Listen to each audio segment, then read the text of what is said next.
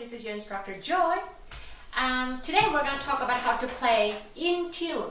Intonation is one of the big tasks for all the violinists, no matter how advanced, how beginning you are. For all levels of player, for all the string player and wind player, intonation is one of the big tasks. But before I explain, please subscribe and leave comments below, and feel free to ask any questions so that I know what to address so that I can be a direct help to you. So, how to fix the intonation? And especially for people who doesn't have perfect pitch. Even for the ones who has a perfect pitch, I do have perfect pitch, but still it's hard to be in tune. So the way I fixed my intonation was simply using the machines that are available. So one of the old machines that I use, it's a Dr. Beat.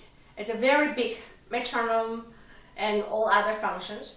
So there is a way of that I can put, let's see, a little A drone, meaning the A that we get, like this. And I can get really loud or soft.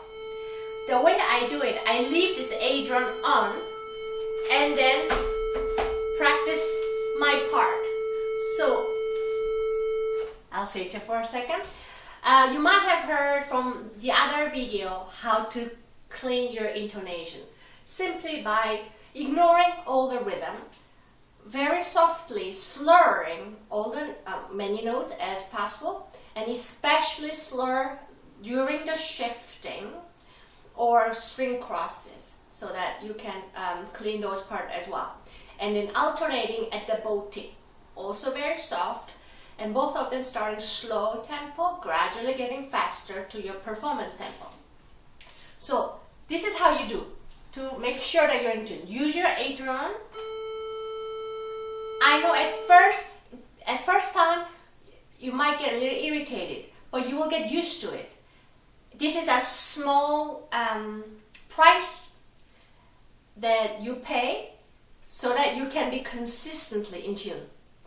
So make sure first tune after A,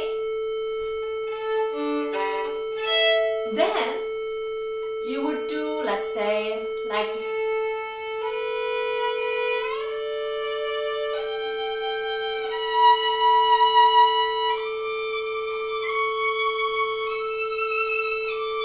run out of board, then do a couple of times.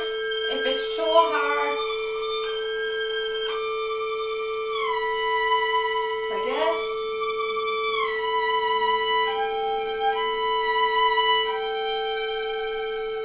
Like that. It is very important for you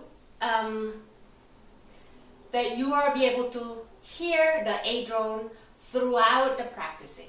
If you need a break, if it's too much for the first time, then take a small break and then try it again. But you should be able to compare every single note to the A drone, like this.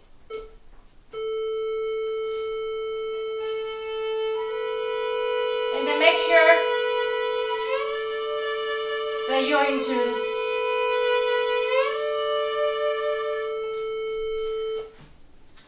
For some people, it is hard to tell, am I in tune? Am I not in tune? I can't tell. Am I flat? Am I sharp? How do we know? For most people, it helps to distinguish how in tune or off tune you are by humming.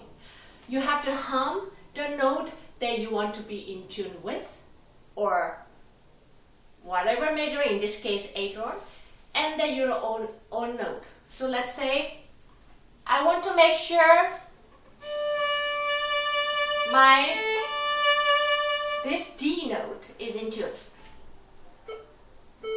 So I first hum it, and once you hear it in your head, it's easier to tell whether you're in tune or not. Then you do La. I'm a little sharp, so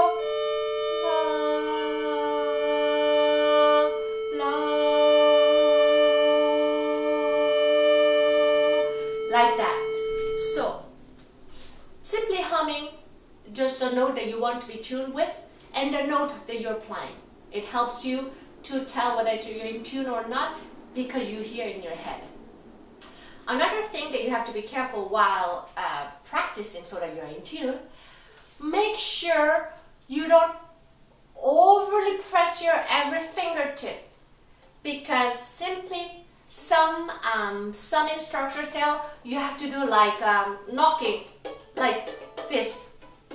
Sometimes we do that to find the notes so that you don't have to, like, let's say you want to find a note, but you can't really play because you're in the middle of the concert. So what you do is, you hear? So we tap it strongly so that you can hear, but not the audience. Sometimes do that. But during your performance, this kind of playing throughout the piece will tire you, will make your left hand tense. Therefore, you will be most likely to be out of tune. So the left finger has to be very light fingertip, and if you want to, after tapping the note, then if you want to stay a little longer, and then you vibrate. But the very first movement always has to be light fingertip, just minimum of the weight of the finger that you need to be playing, not more, so that you are working effectively without wasting any of your energy.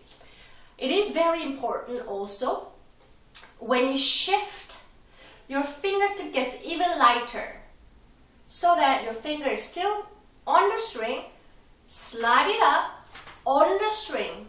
That way you can hear your shifting, even it's fast shifting, and then once you land, then you can find it. But it is very important that you vibrate every single note while you're fixing your intonation.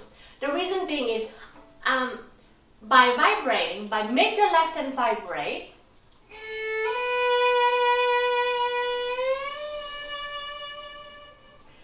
you're forcing your left hand to be in a position that's most natural, most reliable, and most relaxed way. That is a recipe for you to be in tune. I am aware that some instructors say no vibrato when you're practicing intonation. But the problem is, I had teachers like that also telling me, but I proved that was wrong. That was not the right approach. The reason being is, when you are not vibrating, your hand can play same note in many different ways, like this, or. So your hand changes all the time, which is not ideal. Unless you're sustaining for a long time, if you're about to shift, your hand position has to be just ideal so that you can control your hand. Yeah? So please remember, patience always pays off. And a little endurance with Adrian will pay big time. So happy, good intonation playing, and please feel free to let me know if you have any questions. Bye-bye.